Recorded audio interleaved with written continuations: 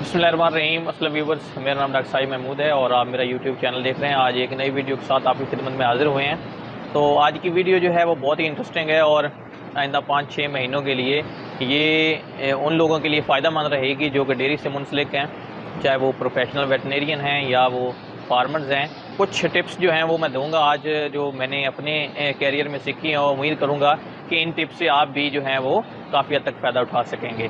तो अभी जैसा कि पाकिस्तान में सीज़न जो है वो चेंज हो रहा है, रातें तकरीबन ठंडी हो गई हैं, दिन को 3-4 घंटे बस गर्मी होती है और अदरवाइज़ मौसम काफ़ी चेंज हो गया है। सो ये जो सीज़न है ये टुवर्ड्स आपका ब्रीडिंग सीज़न की तरफ जा रहा है। तो आपको भी पता है कि नॉर्मली जो पाकिस्तान में ब्रीडिंग सीज़न होता है गायों के लिहाज से, नस्ल कशी के महीने जो होते हैं वो यही होते हैं, अक्टूबर से लेके मार्च अप्रैल तक। तो यहाँ पे हर बंदा कोशिश करता है कि वो मैक्सिमम जो है अपने एनिमल्स को प्रेग्नेंट कर सके ताकि वो अपने डेयरी बिजनेस को प्रॉफिट में कन्वर्ट कर सके। एक अच्छे फार्म के लिए आपको पता है कि जब आपके 80% प्लस से आपके प्रेगनेंसी होगी तो आपके फार्म पे जो है वो आप कह सकते हैं कि मैंने अपनी ब्रीडिंग सीज़न जो है वो ठीक जो है वो निकाल लिया है। बट अगर 80% से बिलो जाएंगे तो वो उतनी ही आपकी परफॉर्मेंस पुअर होती जाएगी। ये 80% अचीव करने के लिए हमें किन बातों पे जो है वो गौर करना चाहिए या किन बातों को देखना चाहिए, तो वही आज हम डिस्कस करेंगे। मैं स्टेप बाय स्टेप चलता हूँ कि मैं अपनी ब्रीडिंग सीज़न के लिए किस तरह अपने फार्म पे तैयारी करता हूँ और अल्हम्दुलिल्लाह हमारे फार्म पे 90% प्लस जो है वो हम जो है वो ब्रीडिंग अचीव करते हैं एनिमल प्रेग्नेंट।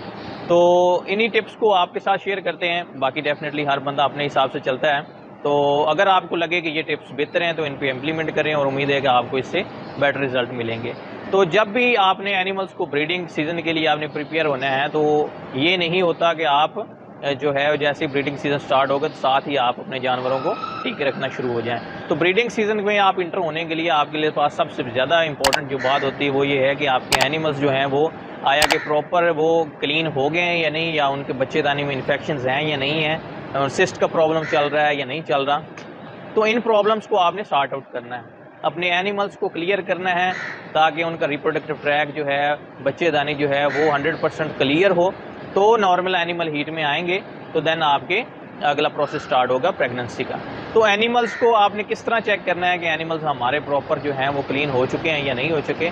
उसके लिए हमारे पास डिफरेंट जो होते हैं स्टेप्स होते हैं जिनको हम जो है वो मद्देनज़र रखते होते हैं। सबसे पहले तो जब एनिमल बच्चा देता है तो उसके बाद आपने डेफिनेटली उसको देखना होता है कि उसकी जो प्रॉपर लोशिया है या क्लीनिंग है वो प्रॉपर हो रही है या नहीं हो रही। जिन एनिमल्स में आपका जेर का मसला हो जाता है तो उनमें आप डेफिनेटली मेडिसिन यूज़ करते होते हैं, या कोई एनिमल जो अपना ट्रैक क्लियर नहीं करता तो उनकी आपने ट्रीटमेंट करनी होती है। तो जब आप इस तरह स्टेप बाय स्टेप अपने एनिमल्स को क्लियर करेंगे तो आप ब्रीडिंग सीज़न में ज़्यादा इफेक्टिव जो है वो रिजल्ट्स ले सकेंगे। दूसरा जो अहम टूल होता है वो ये होता है कि अगर आपके पास अल्ट्रासाउंड की फैसिलिटी है तो आप अपने सारे एनिमल्स को स्कैन कराएं। सम टाइम हमें हाथ से जब हम चेक करते हैं तो कुछ माइनर इन्फेक्शन जिस तरह एंडोमेट्राइटिस होती हैं तो वो हमें हाथ से फील नहीं होती, और जब हम उस जानवर को ब्रीडिंग के लिए यूज़ करते हैं तो वो जानवर जो है वो हमारा प्रेग्नेंट नहीं हो पाता। तो अगर अल्ट्रासाउंड की फैसिलिटी है तो आप अपने सारे एनिमल्स को जो है वो एक दफ़ा स्कैन कराएं ताकि उनके ट्रैक आपको पता चल जाए कि ट्रैक क्लियर हैं, बच्चेदानी साफ़ है, और साथ इसके आप सिस्ट का प्रॉब्लम भी देख लेंगे कि अगर है या नहीं है, और प्रॉपर साइक्लिक हैं या नहीं। तो ये सारी चीज़ें जो हैं वो अल्ट्रासाउंड से आपको काफ़ी हद तक जो हैं वो क्लियर हो जाती हैं। तो कोशिश करें अपने सारे एनिमल्स को जिनको आपको 40 डेज़ प्लस काविंग हो चुकी है, 40 दिन से ऊपर उनको हो गए हैं बच्चा दिए हुए, तो आप सारे एनिमल्स को स्कैन करा लें। तो जिन एनिमल्स में आपको प्रॉब्लम मिलते हैं उनकी आप ट्रीटमेंट कर लें उसके अगेंस्ट, ताकि उनके ट्रैक क्लियर हो जाए। जब आपको ये कन्फर्म हो जाएगा कि आपके एनिमल्स क्लियर हैं तो आप एनिमल के एंड की पे जो हैं वो क्लियर हो जाएंगे कि हमारा एनिमल ठीक है, अब हमें अगले स्टेप्स पे जाना चाहिए।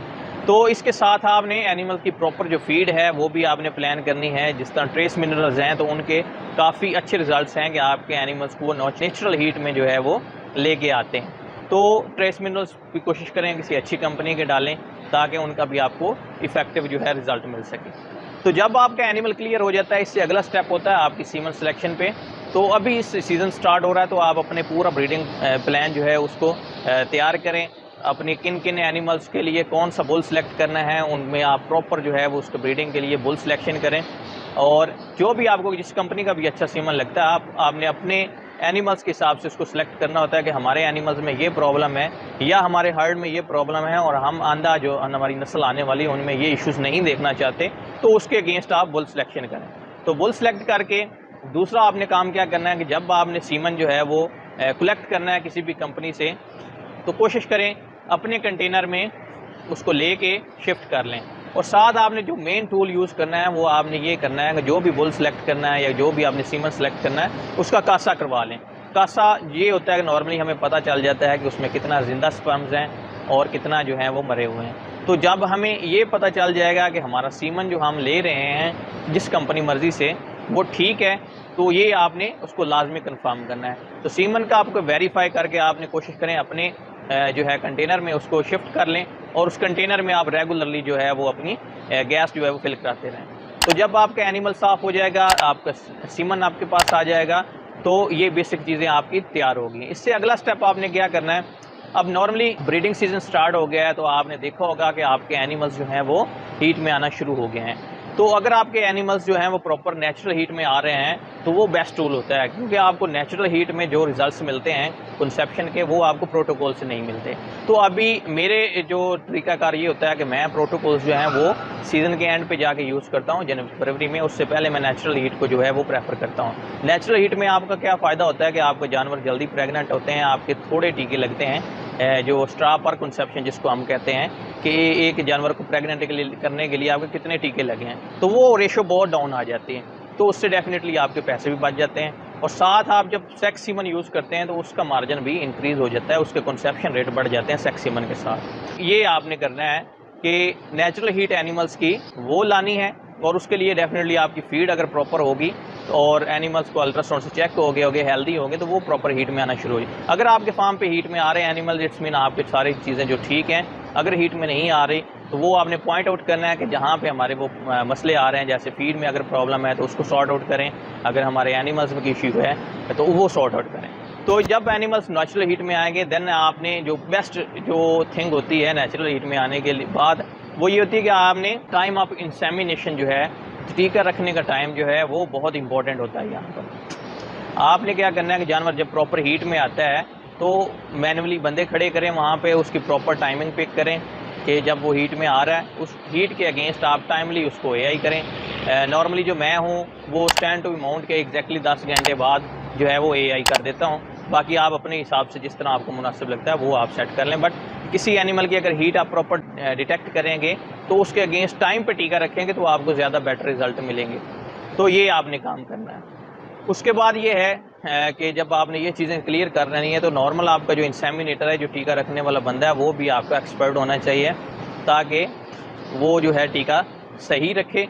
और जब टीका सही रखेगा तो एनिमल के प्रेग्नेंट होने के चांसेस जो हैं वो बहुत ज़्यादा होते हैं। टीका सही रखने में आपकी थाइंग है, आपने सीमन टीका तैयार किस तरह करना है, फिर जानवर को किस तरह रखना है और टीका रखने के बाद आप हार्मोन्स लगाते हैं या नहीं लगाते वो आपके प्रोटोकॉल पर डिपेंड करता है। तो ये चीज़ें जब आप क्लियर करेंगे तो इंशाल्लाह आप जो है वो सीज़न के एंड पे अपने मैक्सिमम एनिमल्स जो हैं वो प्रेग्नेंट कर लेंगे। और काफ़ी क्वेश्चन आते हैं कि हम सेक्स सीमन यूज़ करें या कन्वेंशनल सीमन को यूज़ करें। तो नॉर्मली जो मेरा यहाँ पे स्टाइल होता है, हम क्या करते हैं कि हम अक्टूबर से लेके जनवरी तक जो है वो सेक्स सीमन यूज़ करते हैं मोस्टली। अगर कोई एनिमल 3 दफ़ा रिपीट हो जाए तो फिर हम उसकी कन्वेंशनल डोज पे जाते हैं, बट हम फर्स्ट जो 3 स्ट्रा हैं वो सेक्स सीमन से उसको देते हैं और देन चौथा फिर वो ऑटोमेटिकली उसको कन्वेंशनल पे चले जाते हैं। तो हम क्या करते हैं, हम जनवरी तक सेक्स सीमन रखते हैं, जनवरी के बाद हम जो है वो फिर कन्वेंशनल पे मूव हो जाते हैं। तो इससे क्या फ़ायदा होता है कि आपके सेक्स सीमन से जो फीमेल की रेशो है वो बढ़ जाती है, आपके फार्म पे बछड़ियाँ जो हैं वो ज़्यादा आती हैं। नो डाउट आपका जो है वो सेक्स सीमन से प्रेग्नेंट करना जानवरों को थोड़ा सा टफ होता है, बट अगर आप इन सारे प्रोसीजर्स को अडॉप्ट करेंगे तो इंशाल्लाह आपके एनिमल्स भी जो हैं वो प्रॉपर टाइम पे प्रेग्नेंट होंगे और एंड ऑफ जो ब्रीडिंग सीज़न है वो आप बेहतर रिजल्ट्स पे खड़े होंगे। आपकी प्रेगनेंसी रेट जो होगा वो डेफिनेटली आप 80% से अबव ही अचीव कर लेंगे। तो ये बेसिक टूल्स थे कि आपने किस तरह अपने ब्रीडिंग सीज़न को प्लान लेकर जाना है। तो क्योंकि अभी ब्रीडिंग सीज़न स्टार्ट हो रहा है तो मैंने सोचा आपके साथ ये चीज़ें शेयर की जाए ताकि आप लोगों का भी फ़ायदा हो जाए। तो इसके रिलेटेड अगर आपके कोई क्वेश्चन है तो आप मुझे इनबॉक्स कर सकते हैं, मैं कोशिश करूँगा कि आपको उसके जो है वो कंप्लीट आंसर दूँगा। उम्मीद करता हूँ इस वीडियो से आपको काफ़ी हद तक चीज़ें सीखने को मिलेंगी। इस तरह की मज़ीद वीडियोज़ को देखने के लिए आप मेरे चैनल को सब्सक्राइब कर लें ताकि आपके पास इस तरह की इन्फॉर्मेटिव वीडियोज़ जो हैं वो बर वक्त पहुँचती हैं। शुक्रिया।